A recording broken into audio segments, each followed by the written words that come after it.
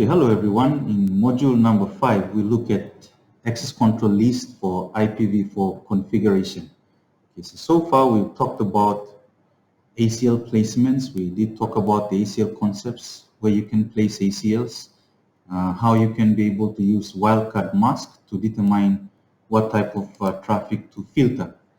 So in module 5, we pick up on that understanding, and then we have a look at configuring IPv4 ACLs.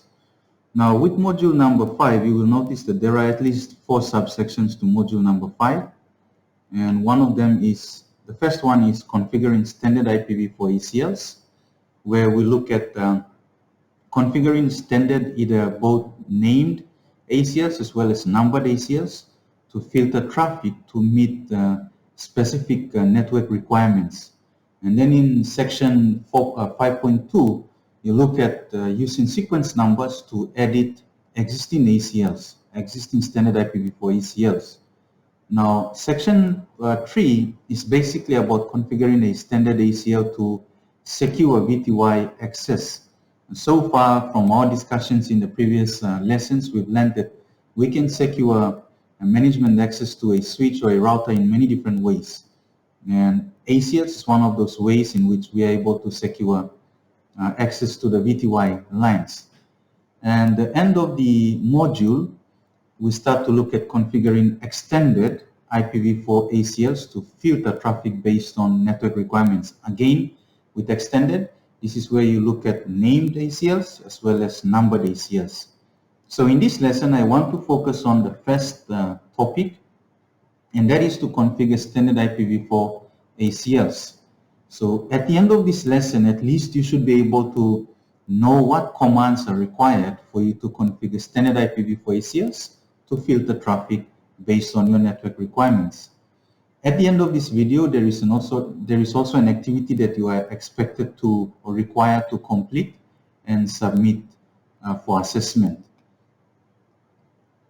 Okay, so before you go ahead and you start creating access control list, standard ACLs, there are some best practices that you need to follow.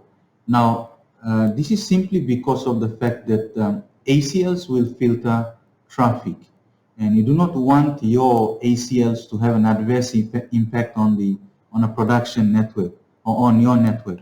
And typically, ACLs are developed based on security policies within your organizations. So when you're configuring a complex ACL, it's always best as you follow these suggestions. You use a text editor, you write out specifics of the policy first that needs to be implemented, write out statements, simple plain English statements of what you expect the policy to achieve. And then you try to turn that statement into an iOS config command to accomplish the purpose of that statement. Include remarks for documentation purpose. Include remarks so you know what the ACL is going to do, and then you copy paste the commands into the device. Now it's always best to also try to use a test environment. Use a test environment to thoroughly test your ACL to ensure that it's correctly applying the policy, the access control list to the desired policy before you can bring it to a production network. Okay, so we have a look at the first part of this lesson, and that is to look at what command do I need to use to configure or to create a numbered standard ACL. Okay, so here you can see that we have a very simple line, have a very basic command that we can use. Hold on. And there is access list. That's the first keyword, access list. You specify what number you're going to assign to the access list. Now recall what we discussed in class. The access list number for standard ACLs begins with 1 up to 99, or you can even use the 1300 to 1999 range of numbers. Now, most likely, when you're creating standard ACLs, you'll be typically working with the one between 1 to 99. Okay, so access list is the command, and then you specify what number you're going to use. your next statement could either be a deny or permit. Now, in the event that you want to add a remark, before you even put deny or permit, you have to put a remark first. Okay, so you put a remark, and the remark is, again, it's optional, but this is where you put at least a single statement to identify what's the purpose of your ACL. And this is purely for documentation purpose only. At least it helps you to know what's the purpose of this ACL. Okay, so you have access list number and then remark, put in a remark, and before you can go ahead and type access list, the number again, and your deny or your permit statement. Let me try open Notepad, and let's try something here. Let's say I want to deny the policy goes something like this: block traffic coming from 172.17.5.10 going to 172.17.6.6. Okay, let's say that's the statement. That's the policy, blocking traffic coming from 172.17.5.10 going to 172.176.6. And you can see that from here, from the statement itself, you can work out what's your source and what's your destination. It's a standard ACL. We're going to create a numbered ACL. So we have to write down what's the command I'm going to use. Okay, so the command begins off by access list. Access list. Let's say we're trying to use, it's a standard ACL, so we're going to use a number between 1 to 99. I'll use 5. Okay, access list 5. Now I want to, before I put in any deny or permit statement, put a remark there. Okay, access list 5 remark. Okay, ACL to block traffic coming from 172.17.5.10. Notice it's just a simple statement for documentation purpose. And then the next command you will type in is, of course, access list again, same number 5, and then since it's going to be denying traffic, deny. Okay, the next thing you have to identify is what's the source. Remember, standard ACLs block traffic, deny or permit traffic based only on the source. They filter traffic based on the source address.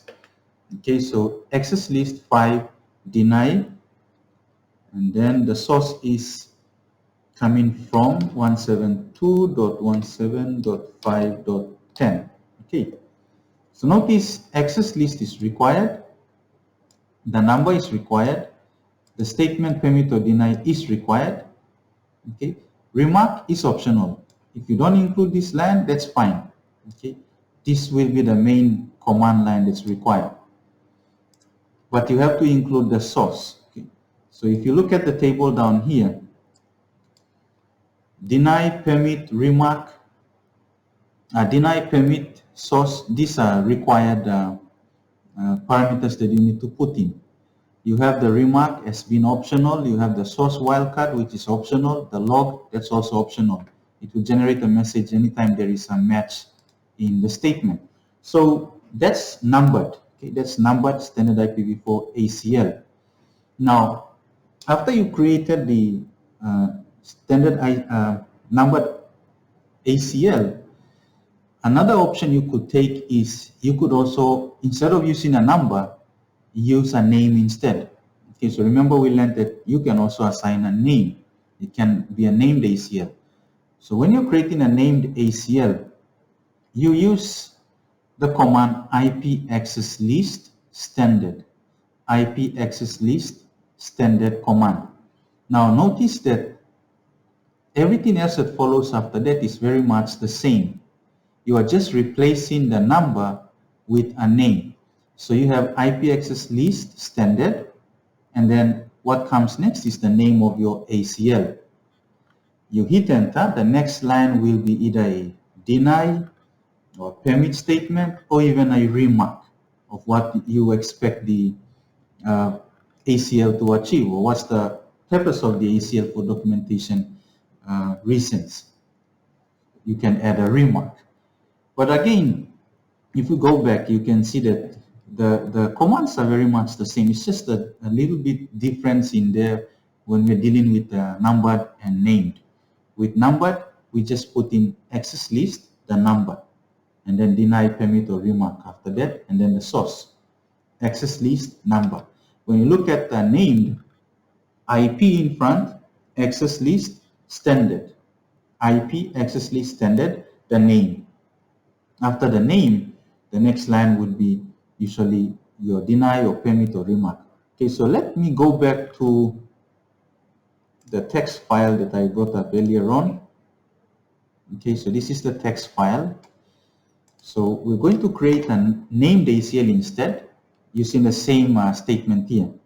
Okay, so we're trying to block traffic coming from that PC to that PC. Okay, so we go IP access list, standard, and name is, let's say, block 5.10. No, let's use a block PC 5. Let's say PC 10. Let's say something like that. IP access list standard, block PC 10. So you see, block PC 10 is a name. That's the name of the ACL. The next line would be deny. Okay, 172.17.5.10. Okay, so you see IP access list standard, the name, and then deny 172.175.10. Or we can even put remark and then put the same statement we added earlier on. ACL to block traffic coming from 172.17.5.10. Okay, we can include them. Okay, so notice the commands are very much the same. This is what you would use. This is what you would type in if you were using a standard ACL, numbered. This is what you will type in if you're using a standard named ACL. But you still have the deny there. You still have the deny there. You still have the source there. You still have the source there. You still have remark. You still have remark up here. The difference here is with the numbered ACL, you just type access list number. With named, IP access list standard name. Okay, so make sure you note the difference between these two.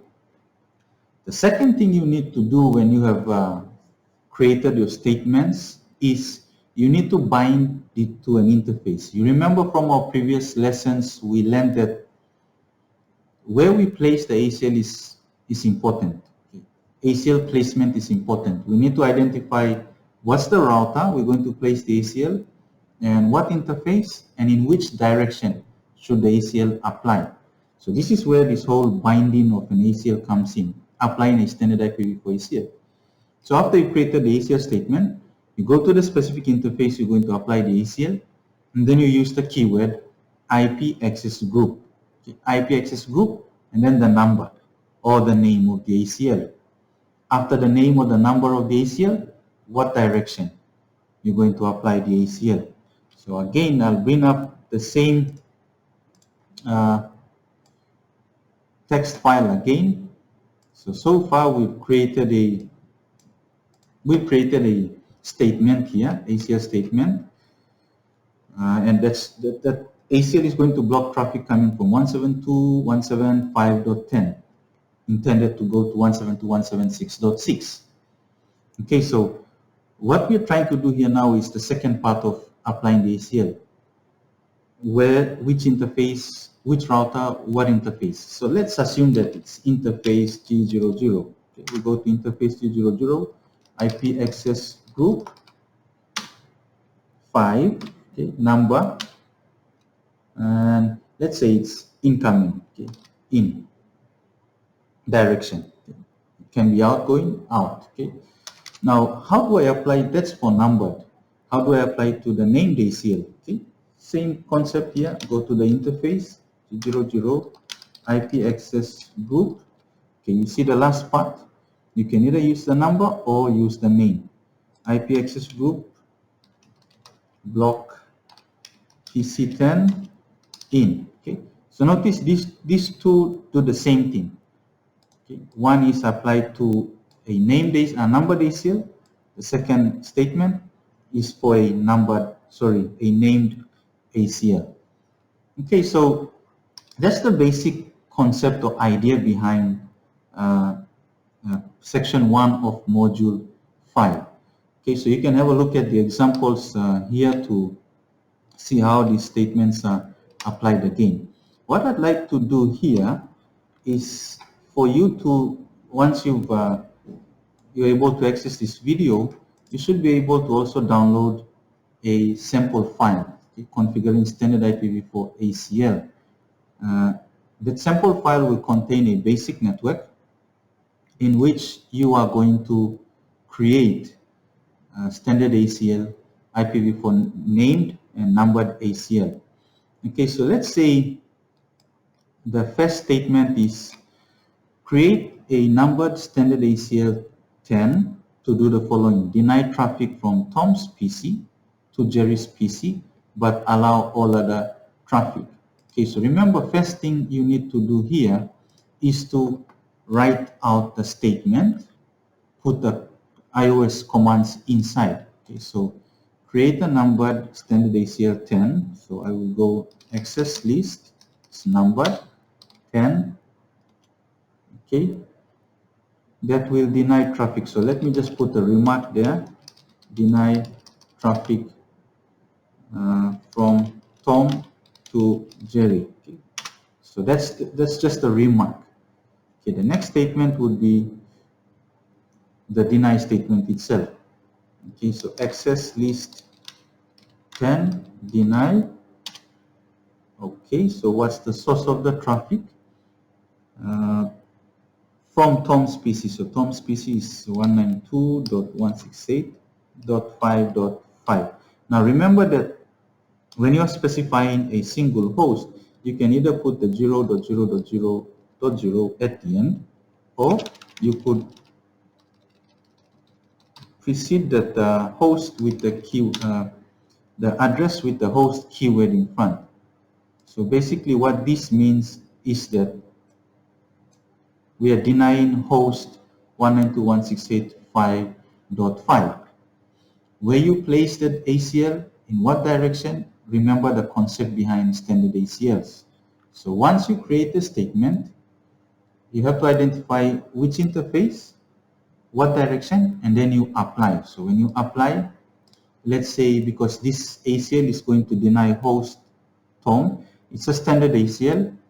Standard ACLs filter traffic based only on the source address, so we have to place it as close as possible to the destination. So destination is Jerry's PC. So we will place it on interface G00. That's the closest. Int G00, IP access group, number is 10, and direction will be out. Okay. Direction will be out. So traffic comes this way. Before it reaches the PC, ACL is applied and it's dropped. Okay, so that's the statement. Okay? That's the statement. And what I'd like you to do is use the activity, see if you can type out the ACL and see how it applies. Okay? Apply the ACL. You can also create a named ACL. Okay? So if you create a named ACL, okay, you will use IP access list standard, put the name and then deny, and then put the source address. Apply the ACL and see how the ACL, how the network reacts when you start applying the ACL.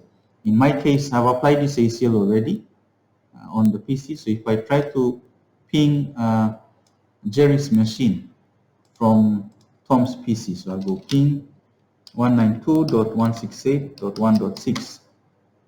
Notice it says host unreachable.